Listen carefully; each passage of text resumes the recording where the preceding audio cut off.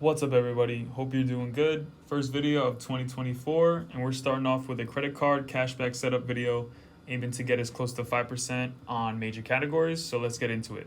So I wanted to give some context and was able to find these consumer reports on income and where people spend their money. So in this example, we'll look at single people all the way on the right side of the report. So for the mean annual income, it says $60,879 before taxes, and after taxes, it's $54,570.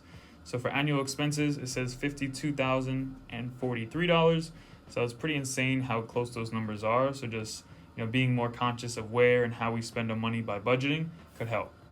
Now the table I'm about to show you is going to highlight the highest areas of spend, being housing, transportation, and food, coming to a total of around 66% of annual spend. So we want a setup that'll maximize rewards on these categories. So before we jump to the credit cards, this is the mean payment per month on rent, groceries, dining out, and gas. Now, one of the best setups for cashback until the end of March 2024, you'll be able to get in these areas. So the Built MasterCard gives 1% back on rent payments. And honestly, this is the only or one of the few cards that I've seen that even offer that. So if you don't rent, then obviously you don't really see too much of a benefit to having it. But the two cards on the right, being the Discover It and the Freedom Flex, are rotating category cards, meaning their benefit changes every 3 months. So the Discover It card was actually the first credit card I got, and I still use it today.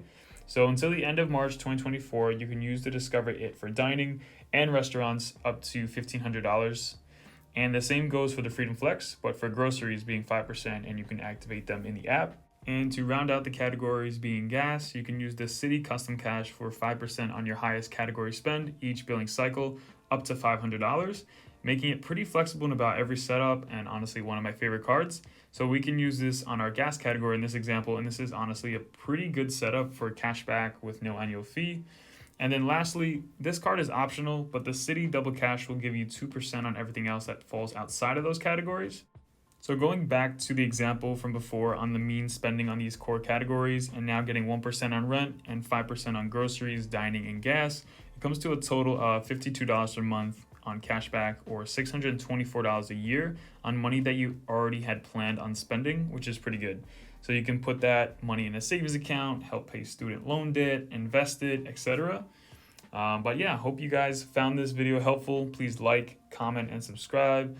Share with those you think that this could help too. And as always, I'm out. Later.